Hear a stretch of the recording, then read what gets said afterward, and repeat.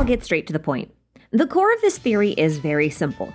I think the Geo-Yaksha Menogias is based on Sun Wukong, and I also think it's possible that Menogias is the Fatui Harbinger Capitano, which would also make Capitano a reference to Sun Wukong. And yeah, okay, I hear you, I get it, this feels like a massive stretch, and honestly, that's kind of what I thought too.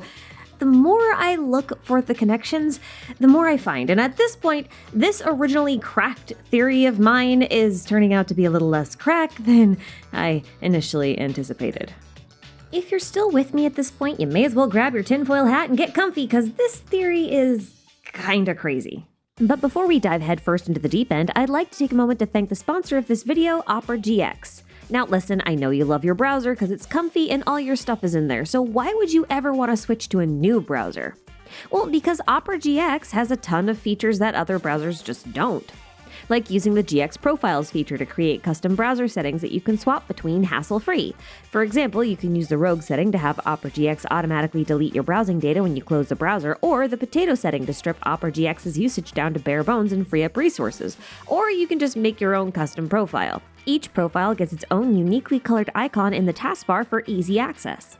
And if resource management is really an issue for you, then you'll really like the Hot Tabs Killer, which lets you quickly identify and shut down the tabs that are consuming the most resources so you can avoid the dreaded blue screen of death. And if you're a night owl, you will love the ability to force web pages into dark mode with one simple toggle. I know I'm no longer struggling with blinding white Wikipedia pages in the middle of the night, so why should you? And of course, Opera GX has a ton of extensions available, and not just exclusive ones. Opera GX is fully compatible with Google Chrome extensions, so you can just find the extension you want in Chrome's extension store and click the Add to Opera button. It's super simple.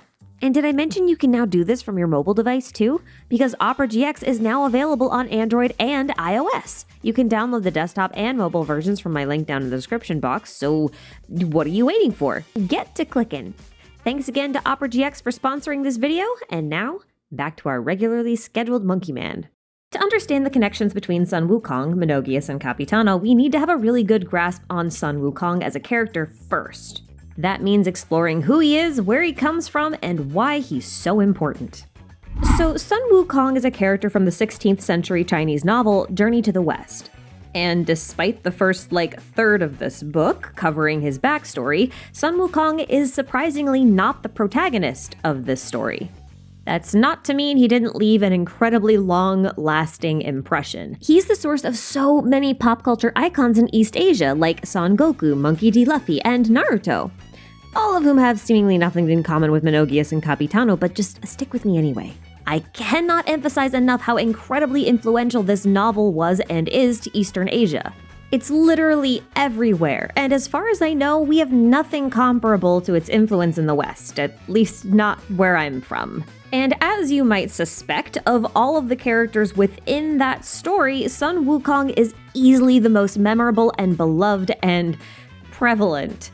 He's basically become the blueprint for almost every single Shonen Jump style protagonist that you may be familiar with. He basically pioneered his own trope.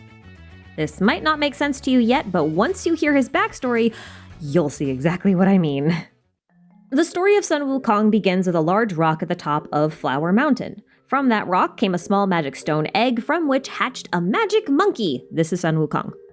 This monkey lived a normal monkey life with other monkeys until one day, one of his monkey friends died. So then the magic monkey set out on a journey to learn the secrets of immortality so no one else would ever have to die. Now, he eventually finds a Taoist master who was willing to train him in the art of immortality. He was then given the name Sun Wukong, and he mastered 72 different abilities, including shapeshifting and making copies of himself. Once he was done with that, he ends up going home to Flower Mountain, and then he beats the crap out of a demon king that had taken over his mountain while he was gone because they enslaved all his monkey friends. And then he decides he needs cooler weaponry because, hey, he's Sun Wukong now. He has all these powers. He needs stuff. So he goes and asks the Dragon King for some new gear and ends up getting his iconic magic staff and a few new clothes. Some other gods saw this whole exchange as a type of extortion, I guessed, and they sentenced him to death. So the kings of hell come and drag Sun Wukong down to the underworld where he throws a hissy fit, removes his name from the Book of the Dead, and then he just kind of goes home, just leaves hell. He's like, bye, I didn't die, what are you talking about? I'm still alive. And of course, denying your death sentence pisses off Heaven, so they fight him, and he fights back, and he wins. So Heaven decides to give him a fancy title and a job to see if they can, placate him and keep him out of trouble.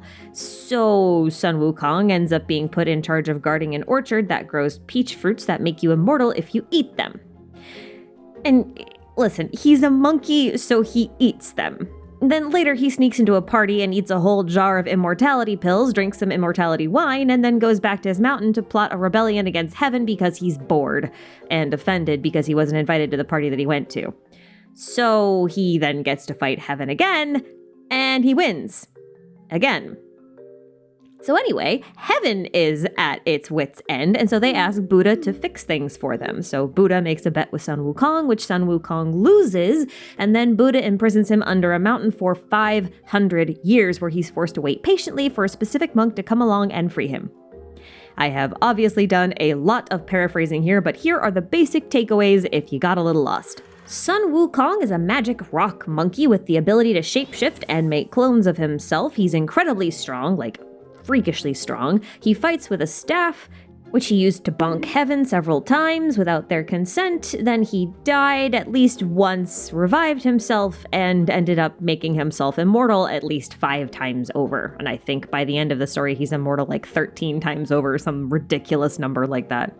Anyway, that's all the basic context you need to know. We're not going to cover any more about the actual story of Journey to the West, because the rest of it is basically a monster of the week coupled with a satirical commentary on the weird bureaucratic systems in China at the time when it was written, and it's not exactly relevant to the theory. So, moving on, let's talk about how this applies to the Geo-Yaksha Menogias. Just in case you forgot, this is Menogias, the Geo-Yaksha. And believe it or not, his beast form is a monkey, and despite looking like the chillest, most proper Zhongli cosplayer ever, his Chinese name, Minu, straight up means anger. It's not exactly a name that suits what we've seen of him, but it would be a name that would suit Sun Wukong, who was pretty easy to piss off, as I've just finished explaining. Interestingly, Menogias' military title translates into Mind Monkey, which is likely referencing the Buddhist concept of the mind is like a monkey, which in turn is a funny way to say the mind is indecisive, uncontrollable, capricious, and restless. From what I understand, the idea here is that through meditation, cultivation, one can harness the power of one's mind and calm thy inner impulsive monkey brain. When framed like this, Menogias' chill nature seems more fitting. Also, the whole concept of Mind Monkey was sort of what Sun Wukong was based off of. He was supposed to be like the impulsive brain personified, right? Now, I recognize that we've never seen Menogias make clones of himself or shapeshift, but we do know that he fought against countless other gods alongside other Yaksha, which is kind of similar to fighting the armies of heaven, which Sun Wukong did several times. Now, there is a precedence for Menogias to also use a spear as well, mostly the fact that Xiao, Bosacius, and Zhongli are all known for favoring spears. Statistically, this seems like Menogias would as well. And the spear connection is kind of relevant because, again, Sun Wukong was known for fighting with a staff, and the closest thing we have in Genshin to a staff is a spear, so I'm going with that. But this is actually where things get weird, because scattered all over Liyue are these giant stone statues which are called Yaksha statues. Now, most, if not all of them, hold spears, which so far fits with the other 2 spear-wielding Yaksha we know of, as well as their spear-favoring boss man. But these Yaksha statues have a lot in common design-wise with Capitano. Now, the general design of the helmets are quite similar to his, plus the overall build and designs on the armor itself are also suspiciously similar. It's a little coincidental, don't you think? And it's pretty easy to write that off, but if you take another look at Menogias, you'll notice that he has markings on his face in the same places where Capitano has these decorative chains. Plus, their hair is also quite similar in style, even if the color is a little different. But that's where the similarities between these 3 characters ended for me up until recently. Even if they had some visual similarities between Menogias and Capitano, the truth was that Menogias was dead. His body was even confirmed to be found by Xiao, and they even have different voice actors. So there's no way Menogias could be Capitano. It's all gotta just be a bit of a coincidence, right? Right? Well, here's the thing. The one thing we know about Capitano for certain is that he's such a monster in combat that even Child idolizes him. While not a trait exclusive to the Yaksha, being an absolute beast on the battlefield does suit an illuminated beast that spent several millennia fighting gods and demons. It also fits Sun Wukong. And the constellation that I seem to end up consistently assigning Capitano is this one. The 3 crossed nails that are usually associated with crucifixion, which was a form of torture generally known as the Passion. That might seem a little bit weird, naming-wise, but believe it or not, Passion originally meant excessive suffering, and, well, suffering seems to be a very prominent Yaksha thing. The Passion nails are also widely associated with Jesus, who died and was reborn, a trait shared with Sun Wukong as he did that at least twice.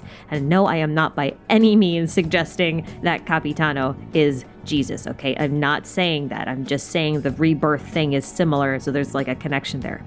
And of course, we cannot forget that Menogias died around 1,000 years ago, but Sun Wukong was imprisoned for 500 years. So, if Menogias died around 1,000 years ago and we apply Sun Wukong logic to him, then he would have been unsealed or potentially resurrected around 500 years ago, roughly the time when Piero started recruiting his early harbingers.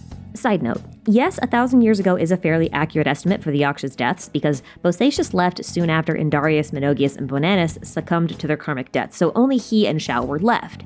Xiao fell to his karmic debt soon after, but was saved by Venti. This is important because Venti likes to sleep for centuries at a time, and the last recorded instance we have of Venti being awake was around 1,000 years ago during the fall of Mondstadt's aristocracy, and then once again later around 500 years ago for the fight versus Durin during the Cataclysm.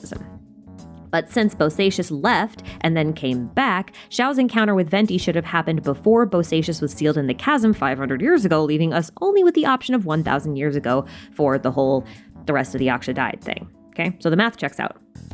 The kicker here is that we see Menogias die on screen to Bonanis, and later on, Xiao confirms that all of the bodies of the other Yaksha were found except for Bosacius.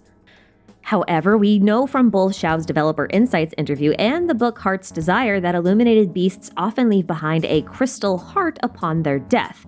In the Perilous Trail Archon quest, Xiao attempts to bring back a stone that he intends to leave in Pervasi's shrine in memory of Bosacius, but the stone was unable to leave the chasm. It's been theorized that this stone was Bosacius' crystal heart, and that's what Xiao is holding in the official artwork and event art for the patch.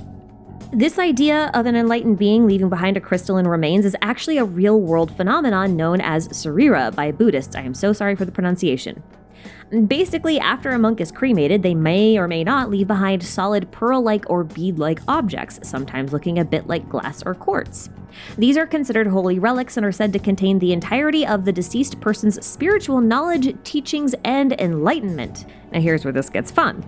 In Zhongli's second story quest, we spend a crazy amount of time talking about the fact that rocks hold memories, and the purer the rock, the more clear the memory. The same logic applies to the Śarīra. So what if, after death, Xiao and Zhongli collected the crystal hearts of the Yaksha that succumbed to their karmic debts and then enshrined them in, say, an underground mountain shrine? Because, mountains do seem to be Zhongli's thing, right? Because at that point, we'd have a perfect setup for Menogias to have been sealed beneath a mountain for 500 years before being freed or resurrected, just like Sun Wukong. And sure, his consciousness may have been accessible, but without a body, he was probably useless. So enter Dottore, a dude who outright tells Piero he can make the guy whatever he likes, even a god. Taking the consciousness of a dead Yaksha's stone heart and binding it into a living suit of armor seems like the sort of thing Dottore would love to experiment with. And let's be real, he wouldn't be our first undead harbinger. And I think thousands of years of suffering would be more than enough to motivate a Yaksha to join the Fatui's fight against heaven, don't you? Now, of course, I can't end this video without pointing out some flaws in this whole idea. Namely, that it's equally likely that Capitano has a different identity entirely. For example, he could be the Bloodstained Knight. That guy knew both Rostam and Rosalind.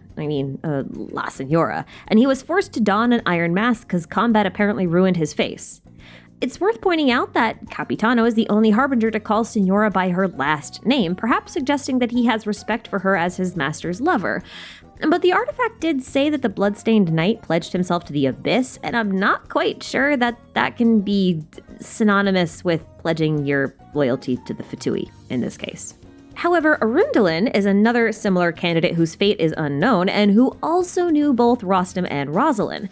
I do feel like he'd be more upset about her death if this was him, though. He was really close to Rostam, so I think he'd care greatly about the fate of his best friend's lover. But that's subjective, I guess. Another excellent candidate is the Oni pirate captain of Inazuma, Akodomeki. This guy led a rebellion against the shogunate, and when his friend Hibiki tried to help him by unsealing the Thunderbird kicked up a massive storm that caused Akodomeki to get lost at sea and later stranded on the Golden Apple Archipelago. He definitely fits the bill, though, as a good fighter and a captain, but at the end of his currently known story, he didn't seem to bear any ill will towards anyone and only wished to travel the world. Now, alternatively, Capitano could be someone we've never seen before, like a character from Natlan. Mostly because Natlan has no representation on the Harbinger roster at all so far that we know of. Now, since we can't see his face, Capitano might just suit a Natlan character, because maybe they haven't decided what he actually looks like yet. But then again, it's not like we actually know where half the Harbingers are from anyway, so who's to say? As a final counterpoint, it is worth noting that Capitano and Menogias have different voice actors, which I've already mentioned, and usually that's an automatic disqualifier for this character is equal to this character. But we are talking about someone dying and then getting reanimated, so I feel like that's enough reason for someone's voice to change. It's kind of like when they use two different voice actors for like a young version of them and an adult version of them. At least in my opinion. So, what do you guys think? Have I convinced you that Capitano and Menogias are Sun Wukong and the same person altogether? Or do you have another idea for Capitano's identity that I didn't cover? If you do, let me know in the comments. I mean, I wasn't even really serious about this theory at first, but the more I think about it, the more I really want a confrontation between Xiao Shangli and a Menogias Capitano later down the line. It would just be so cool. Oh, and if you're interested in more stuff about Sun Wukong, I highly recommend Overly Sarcastic Productions' ongoing summary of The Journey to the West. But if you're interested in a movie that has a lot of super sus parallels to Genshin and is about Sun Wukong, you should check out Wukong Immortal Demon Slayer, because that movie made me question things. It's just so, it's so sus. It's so sus. It's ridiculously sus. Anyway, you should watch it. But in the meantime, thank you guys so much for watching this. I am now going to slowly remove my tinfoil hat and hope the accrued static charge doesn't fry what's left of my poor soupy brain. Farewell, tiny mind monkeys.